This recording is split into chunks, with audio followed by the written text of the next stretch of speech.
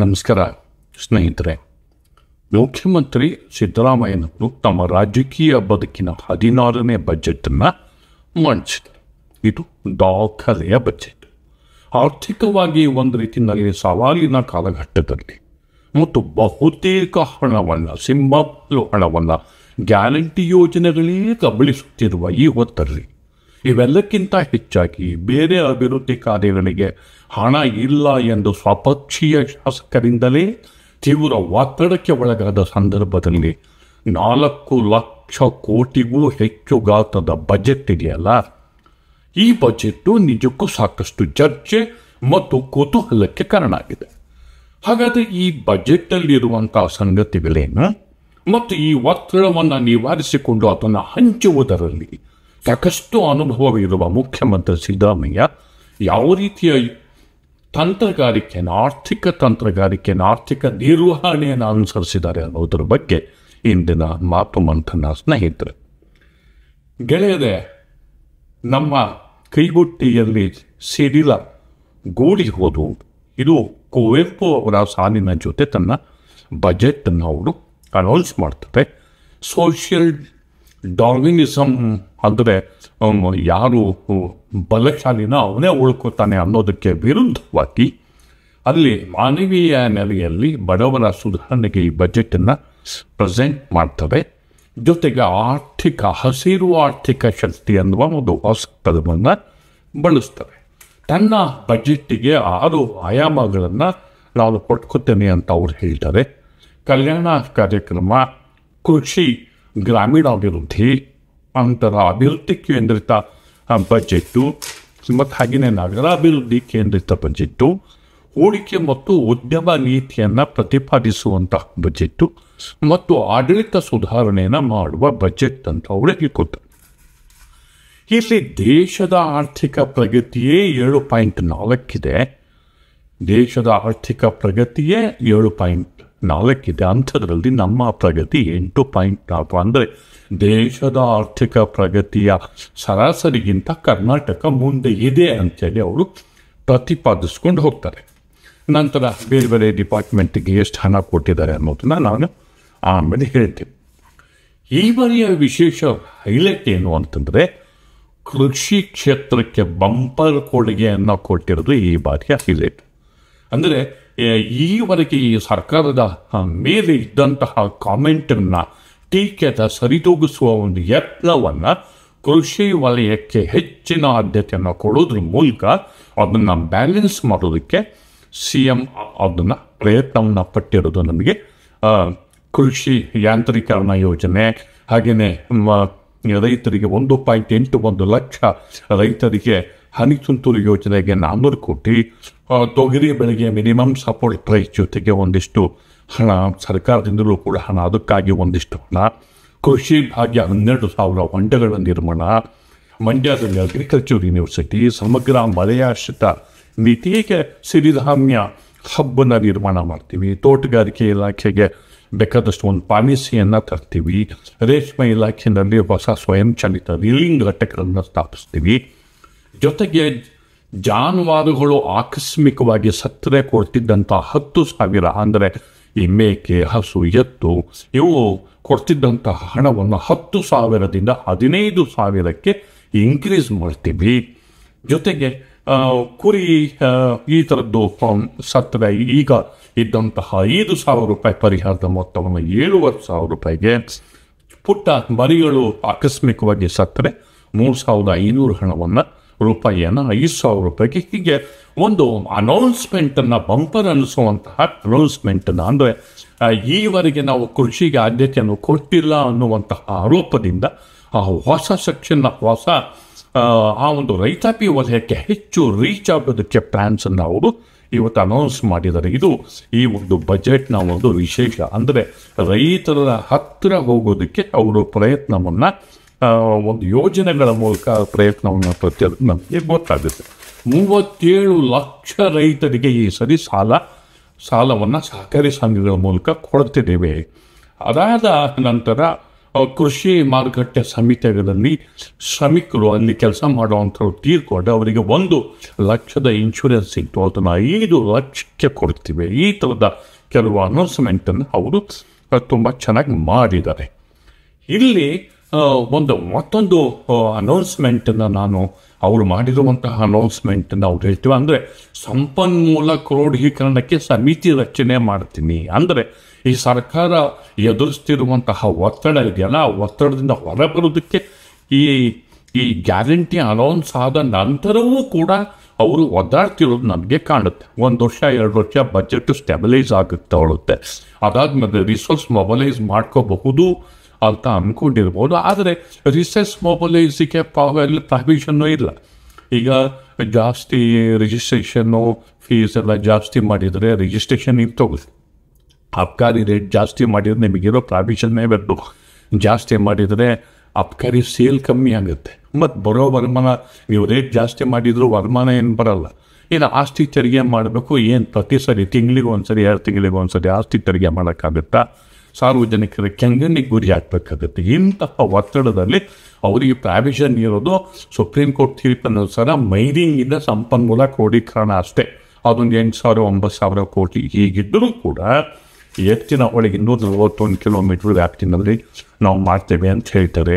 ಕೃಷ್ಣಾ ಮೇಲ್ದಂಡೆ ಯೋಜನೆ ಬಾಕಿ ಇರುವಂತಹ 2.1 ಲಕ್ಷ ಎಕರೆ ಭೂಮಿಗೆ ನಾವು ನೀರಾವರಿ ಸೌಲಭ್ಯವನ್ನು ವಿಸ್ತರಿಸಿ 524.56 ಮೀಟರ್ ಎತ್ತರಕ್ಕೆ ಅಣೆಕಟ್ಟನ್ನು ಎತ್ತೋದ್ರಿಂದ ಹಿಂದಕ್ಕೆ ಹೋಗಿಲ್ಲ ಅಂತ ಹೇಳ್ತಾರೆ. ಮೇಕೆದಾಟು ಯೋಜನೆ ನಾವು ಭೂಮಿ ಸರ್ವೆ ಕಾರ್ಯ ಮುಗಿದಿದೆ ಅಂತಂತಾರೆ. ಹಾಗೆಯೇ ಕಳಸಾ ಬಂಡೂರಿ ಯೋಜನೆಗೆ ಕೇಂದ್ರದ ಹಸಿರು ನಿಶಾನೆ ಸಿಗೋದನ್ನು ಮಾಡ್ತೀವಿ ಅಂತ ಹೇಳ್ತಾರೆ. ತುಂಗಭದ್ರಾ ಯೋಜನೆಯನ್ನು, ಅದು ಹೂಳೆತ್ತೋ ಯೋಜನೆಯನ್ನು ಪರ್ಯಾಯವಾಗಿ ಕೊಪ್ಪಳದ ಹತ್ರ ಸಮತೋಲಿತ ಅಣೆಕಟ್ಟನ್ನು ಕಟ್ತೀವಿ ಅಂತ ಹೇಳ್ತಾರೆ. ಹೀಗೆ ನೀರಾವರಿ ಮತ್ತು ಕೃಷಿನ ಟಾರ್ಗೆಟ್ ಮಾಡಿ ಗ್ರಾಮಾಂತರ ಭಾಗದ ಜನರ ಮೇಲೆ ಪ್ರಭಾವ ಬೀರೋದಕ್ಕೆ ಯತ್ನ ನಡೆಸಿರೋದು ನನಗೆ ಮೊದಲನೇದಕ್ಕೆ ಕಂಡು ಬರ್ತದೆ. ಇಲ್ಲಿ ಕರ್ನಾಟಕ ಪಬ್ಲಿಕ್ ಶಾಲೆಗಳು ಅಂತ 500 ಶಾಲೆಗಳನ್ನು 2,500 ಕೋಟಿ ರೂಪಾಯಿ ವೆಚ್ಚದಲ್ಲಿ ಒಂದು ಬಂಪರ್ ಅನೌನ್ಸ್ಮೆಂಟ್ ಆಗಿದೆ. ಇದು ಒಂಥರ ಶಿಕ್ಷಣ ವ್ಯವಸ್ಥೆಯನ್ನು ಡ್ರಾಸ್ಟಿಕ್ ಆಗಿ ಬದಲಾಯಿಸುವಂತಹ ಒಂದು ದೊಡ್ಡ ಯತ್ನ. ಇದು ಅಭೂತಪೂರ್ವವಾದಂತಹ ಯತ್ನ. ಈ ಯತ್ನವನ್ನು ನಾವು ಸ್ವಾಗತ ಮಾಡಲೇಬೇಕು. ಇದರ ಜೊತೆಗೆ ಅತಿಥಿ ಶಿಕ್ಷಕರಿಗೆ, ಅಂಗನವಾಡಿ ಕಾರ್ಯಕರ್ತರಿಗೆ, ಆಶಾ ಕಾರ್ಯಕರ್ತರಿಗೆ ಒಂದು ಕೆಲವು ಬಂಪರ್ ಅನೌನ್ಸ್ಮೆಂಟನ್ನು ಮಾಡಿದ್ದಾರೆ. ಅತಿಥಿ ಶಿಕ್ಷಕರಿಗೆ 2,000 ರೂಪಾಯಿ ಅವರು ಸಂಬಳವನ್ನು ಜಾಸ್ತಿ ಮಾಡಿದ್ದಾರೆ. ಬಿಸಿಯೂಟ ಸಿಬ್ಬಂದಿಗೆ 1,000 ರೂಪಾಯಿ ಸಂಬಳವನ್ನು ಜಾಸ್ತಿ ಮಾಡಿದ್ದಾರೆ. ಜೊತೆಗೆ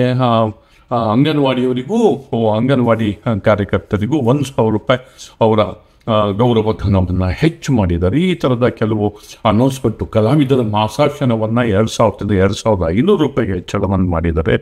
ಈ ಥರದ ಕೆಲವು ಅನೌನ್ಸ್ಮೆಂಟ್ಸ್ಗಳನ್ನು ಅವರು ಮಾಡಿರೋದು ನನಗೆ ಮೇಲ್ನೋಟಕ್ಕೆ ಗೊತ್ತಾಗುತ್ತೆ. ಇನ್ನು ಸಮಾಜ ಕಲ್ಯಾಣ ಇಲಾಖೆನಲ್ಲೂ ಕೆಲವು ಅನೌನ್ಸ್ಮೆಂಟ್ಗಳು ಮಾಡಿದ್ದಾರೆ. ಅಲ್ಲಿ ಸಮಾಜ ಕಲ್ಯಾಣ ಇಲಾಖೆಯ ಒಂದು ದೊಡ್ಡ ಅನೌನ್ಸ್ಮೆಂಟು ಅಂದರೆ SC ST ಅಲ್ಲದಲ್ಲೇ ಪ್ರವರ್ಗ 1, ಪ್ರವರ್ಗ 2A 2B ಇಲ್ಲಿರುವಂತಹ ಸಮುದಾಯಗಳಿಗೆ ಮುಖ್ಯವಾಗಿ ಸರ್ಕಾರಿ ಗುತ್ತಿಗೆ ಕಾಮಗಾರಿಯಲ್ಲಿ 1 ಕೋಟಿ ರೂಪಾಯಿ ತನಕ ರಿಸರ್ವೇಷನ್ ಅನೌನ್ಸ್ ಮಾಡಿರೋದು ಇಲ್ಲಿಯ ವಿಶೇಷ ಆಗಿದೆ. ಇದು ಒಂದು ದೊಡ್ಡ ಬಂಪರ್ ಕೊಡುಗೆ ಆಗಿದೆ. ಅಲ್ಪಸಂಖ್ಯಾತರಿಗೂ ಕೂಡ ಅವರಿಗೂ ಕೂಡ ಸರ್ಕಾರಿ ಕಾಮಗಾರಿಗಳಲ್ಲಿ ರಿಸರ್ವೇಷನ್ನ ಒಂದು ಅನೌನ್ಸ್ ಮಾಡಿದ್ದಾರೆ. ಇದು ಕೂಡ ಒಂದು ದೊಡ್ಡ ನಿರ್ಧಾರ ಆಗಿದೆ.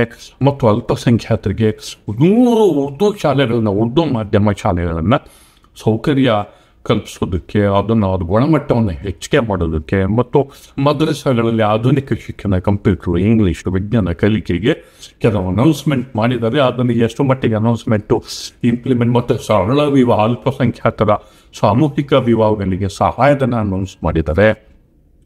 ಆಮೇಲೆ ಜೈನ ಅರ್ಚಕರು, ಸಿಖ್ರು, ಮುತ್ತೋಲಿಗಿದು ಪೇಶಿಮಾನ್ಗಳು ಅವರ ಸಂಬಳವನ್ನು 6,000 ತನಕ ಹೆಚ್ಚಳ ಮಾಡಿದ್ದಾರೆ. ಈ ಥರದ ಕೆಲವು ಅನೌನ್ಸ್ಮೆಂಟನ್ನು ಅವರು ಮಾಡಿದ್ದಾರೆ. ಇದರ ಜೊತೆಗೆ ದೇವಾಲಯಗಳ ಡೆವಲಪ್ಮೆಂಟಿಗೂ ಕೆಲವು ಕಾರ್ಯಯೋಜನೆಯನ್ನು ಅವರು ಅನೌನ್ಸ್ ಮಾಡಿದ್ದಾರೆ. ಇದು ನಾನು ಮೇಲ್ನೋಟಕ್ಕೆ ಕಾಣಿಸುವಂತಹ ಕೆಲವು ಜಿಸ್ಟ್ಗಳನ್ನು, ಅದರ ಒಂದು ಸಾರಾಂಶಗಳನ್ನು ನಿಮ್ಮ ಗಮನಕ್ಕೆ ಮುಖ್ಯವಾಗಿ ತರ್ತಿದ್ದೇನೆ.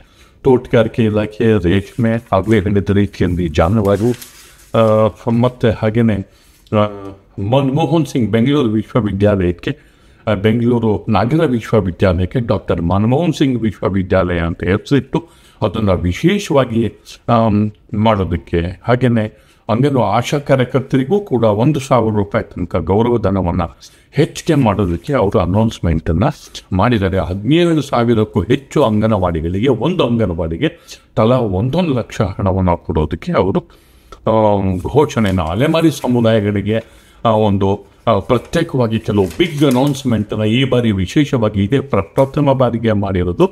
ಒಂದು ದೊಡ್ಡ ಡೆವಲಪ್ಮೆಂಟ್ ಆಗಿರೋದು ನಮಗೆ ಮೇಲ್ನೋಟ. ಕ್ರಿಶ್ಚಿಯನ್ರಿಗೆ, ಜೈನರಿಗೆ ಬೌದ್ಧ ಅಧ್ಯಯನ ಅಕಾಡೆಮಿಯನ್ನು ಸ್ಥಾಪನೆ ಮಾಡ್ತೀನಿ ಅನ್ನುವ ಮಾತನ್ನು ಅವರು ಅನೌನ್ಸ್ ಮಾಡಿದ್ದಾರೆ. ಈ ಥರ ಜೊತೆಗೆ ಒಂದು ಅಂತಾರಾಷ್ಟ್ರೀಯ ಬೆಂಗಳೂರಿಗೆ ಬಂಪರ್ ಕೊಡುಗೆಗಳನ್ನು ಕೊಟ್ಟಿರೋದು ಈ ಬಾರಿಯ ವಿಶೇಷ. 40,000 ಕೋಟಿ ರೂಪಾಯಿ ವೆಚ್ಚದಲ್ಲಿ ಟನಲ್ ರಸ್ತೆಗಳ ನಿರ್ಮಾಣವನ್ನು ಮಾಡೋದಕ್ಕೆ, ಬೆಂಗಳೂರಿಗೆ ಟನಲ್ ಸುರಂಗವನ್ನು ನಿರ್ಮಾಣ ಮಾಡೋದಕ್ಕೆ 19,000 ಕೋಟಿ ರೂಪಾಯಿ ಖಾತ್ರಿ. ಹಾಗೆಯೇ ದೊಡ್ಡ ದೊಡ್ಡ ಫ್ಲೈಓವರ್ಸು, ಎಲಿವೇಟೆಡ್ ರಸ್ತೆಗಳನ್ನ ಮಾಡೋದಕ್ಕೂ ಕೂಡ ಸಾಕಷ್ಟು ಹಣವನ್ನು ಕೊಟ್ಟಿದ್ದಾರೆ. ಬೆಂಗಳೂರಿಗೆ 7,000 ಕೋಟಿ ರೂಪಾಯಿಯಷ್ಟು ಬಂಪರ್ ಪ್ಯಾಕೇಜನ್ನು ಬೆಂಗಳೂರಿಗೆ ಕೊಟ್ಟಿರೋದು ಈ ಬಾರಿಯ ಮತ್ತೊಂದು ವಿಶೇಷ ಆಗಿದೆ. ಇದು ಬೆಂಗಳೂರಿಗೆ ಸಾಕಷ್ಟು ದೊಡ್ಡ ಮಟ್ಟದ. ಆಮೇಲೆ ಬೆಂಗಳೂರು ವರ್ತುಲ ರಸ್ತೆಗೆ, ಬೆಂಗಳೂರು ವರ್ತುಲ ರೈಲಿಗೆ 15,000 ಕೋಟಿ ರೂಪಾಯಿ ಹಣದಲ್ಲಿ ಆ ಯೋಜನೆಯನ್ನು ಕೈಗೆತ್ತಿಕೊಳ್ಳೋದಕ್ಕೆ ಅಪ್ರೂವಲ್ ಕೊಟ್ಟಿದೆ. ಅದನ್ನು ಮಾಡಿ ಮುಗಿಸ್ಬೇಕು ಅನ್ನುವಂತಹ ಯೋಜನೆಯನ್ನು. ಆಮೇಲೆ ಪೆರಿಫೆರಲ್ ರಿಂಗ್ ರೋಡ್ ಅದೀಗ ಬಿಸ್ನೆಸ್ ಕಾರಿಡಾರ್ ಆಗಿದೆ. ಅಲ್ಲಿ ಭೂಮಿ ಸ್ವಾಧೀನ ಮಾಡಿಕೊಳ್ಳೋಕ್ಕೆ, ಅಲ್ಲಿ ಅಗತ್ಯ ಕ್ರಮಗಳನ್ನು ಕೈಗೊಳ್ಳೋದಕ್ಕೆ, ಆಧುನಿಕ ಬೆಂಗಳೂರು ನಿರ್ಮಾಣಕ್ಕೆ ಪ್ರಯತ್ನವನ್ನು ಪಡ್ತಿರೋದು ನಮಗೆ ಗೊತ್ತಾಗುತ್ತೆ. ಇವೆಲ್ಲಕ್ಕಿಂತ ಹೆಚ್ಚಾಗಿ ಅಂತಾರಾಷ್ಟ್ರೀಯ ಉದ್ಯೋಗ ಮೇಳವನ್ನು ಹೊಸ ಕಲ್ಪನೆಯ ಜೊತೆಗೆ ಸರ್ಕಾರ ಮಾಡ್ತಿರೋದು ಒಂದು ವಿಶೇಷವಾದಂತಹ ಡೆವಲಪ್ಮೆಂಟ್ ಆಗಿದೆ. ಜೊತೆಗೆ ಕೊನೆಗೆ ಒಂದು ಇಂಪಾರ್ಟೆಂಟ್ ವಿಚಾರವನ್ನು ಹೇಳ್ತಿದ್ದೀವಿ. 8,000 ಕೋಟಿ ರೂಪಾಯಿನ ಮೀಸಲಿಟ್ಟಿದ್ದಾರೆ. 8,000 ಕೋಟಿ ರೂಪಾಯಿನಲ್ಲಿ ಆಯಾ ಶಾಸಕರ ರಸ್ತೆ, ಅವರ ಕ್ಷೇತ್ರಗಳ ರಸ್ತೆ ಮತ್ತಿತರ ಒತ್ತಡವನ್ನು ನಿವಾರಣೆ ಮಾಡೋದಕ್ಕೆ ಈ ಸರಿ 8,000 ಕೋಟಿ ರೂಪಾಯಿ ಇಟ್ಟಿದ್ದಾರೆ. ಅಂದರೆ ಶಾಸಕರ ಅಸಮಾಧಾನ ಒಳಗಡೆ ಕುದಿತಿತ್ತು, ಕ್ಷೇತ್ರಗಳಿಗೆ ಹಣ ಕೊಡ್ತಿಲ್ಲ, ಇವ್ರ ಹತ್ರ ಹಣ ಇಲ್ಲ ಅಂತ ಪರಿಸ್ಥಿತಿಯಲ್ಲಿ ಸರ್ಕಾರ ಸಿಕ್ಕಾಕೊಂಡಿತ್ತು. ಅದರಿಂದ ಹೊರಗೆ ಬರೋದಕ್ಕೆ ಇದೀಗ ಬಜೆಟಲ್ಲೇ ಪ್ರಾವಿಷನ್ ಮಾಡ್ಕೋತಾರೆ. ಶಾಸಕರ ಫಂಡ್ ಅವರಿಗೆ ಕೇಳಿದ್ದರೆ ಅವರ ಒಂದು ರೆಕಮೆಂಡೇಶನ್ ಬೇಸಿಸ್ ಮೇಲೆ ಅವರ ಕ್ಷೇತ್ರಗಳಲ್ಲಿ ಕೆಲವು ಅವಕಾಶವನ್ನು ಕಲ್ಪಿಸ್ಕೊಳ್ಳೋದಕ್ಕೆ ಒಂದು ಪ್ರಯತ್ನವನ್ನು ಪಟ್ಟಿದ್ದಾರೆ.